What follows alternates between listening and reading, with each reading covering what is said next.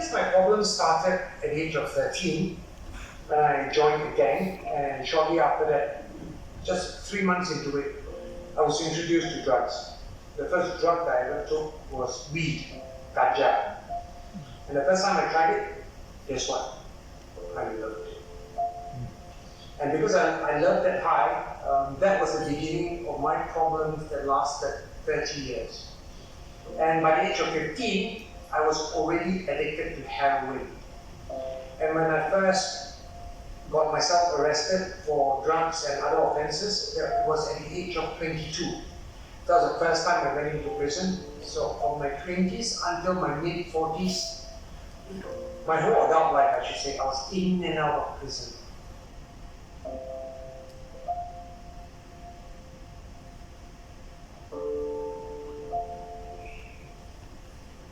Before I went into prison, my daughter and I, she's my only child by the way, we were very close.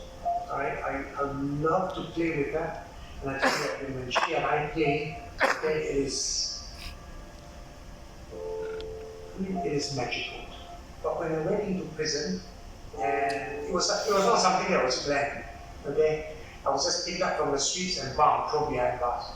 So 1 minute I was in my daughter's life, and the very next minute I was gone. So I guess for my daughter it was something of a shock in her life also. And you know, every time she came to visit me, which was only once a month, and every visit only lasted 20 minutes.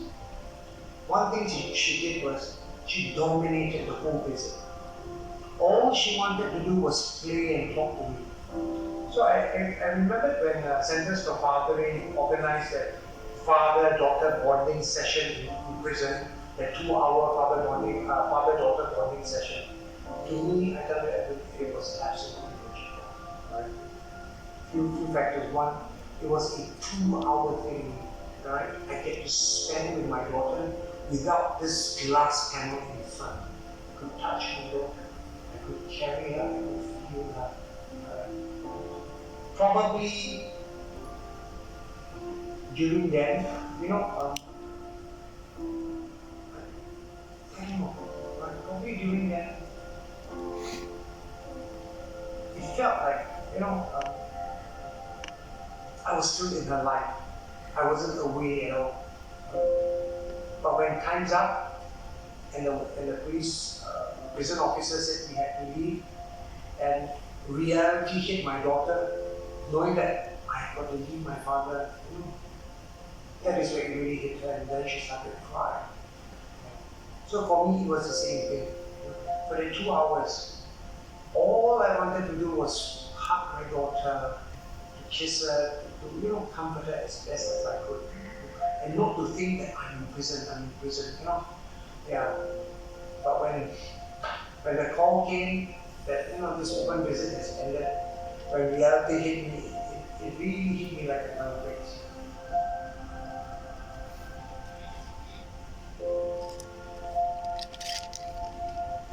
For most of my adult life, I've been taking drugs.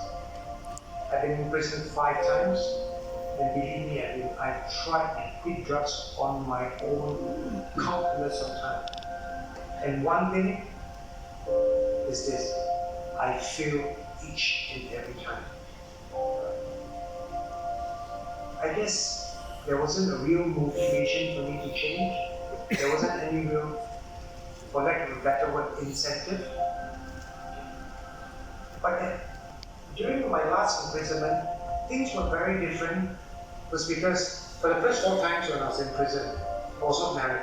I don't have a family. So every time I went into prison, it was about biding my time, waiting for the day that I'll be released, so that I can go back to my old ways and start partying again. But the last time I was in prison was very different, because not only was I married, I had a daughter.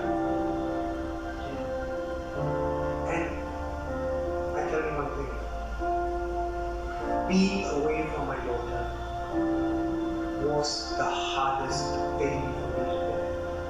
I'm not ashamed to tell you that. For the 4 years that I was in prison, I tried almost every time. because I miss her so much.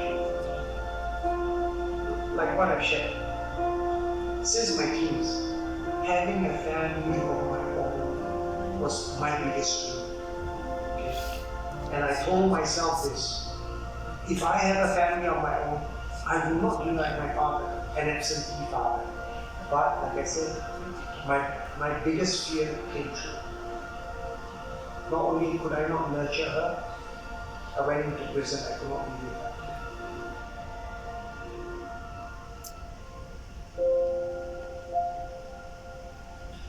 What I did differently was this. Of course, not taking drugs.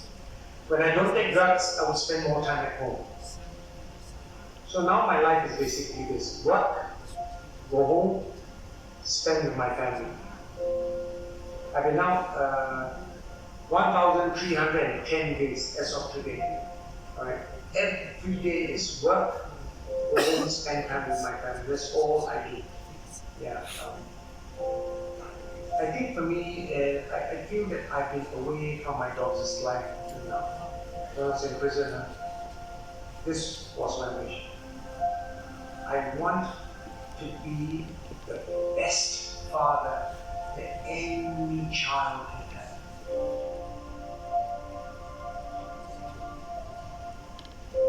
I will say this. You may think that bringing the bacon home, or earning good money and just financing a home is the correct thing to do. And after all, hey, I have my wife at home to look after my child. That is enough. Alright, Edwin, that is absolutely wrong. Absolutely wrong. A child growing up without a father beside him or her, that child will grow up lacking in something. So my question to the fathers is this: do you want that to be on you? Or do you want your child to grow up and be on a level footing with other children, her peers?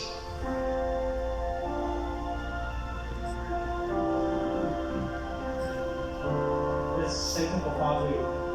任何好的关系。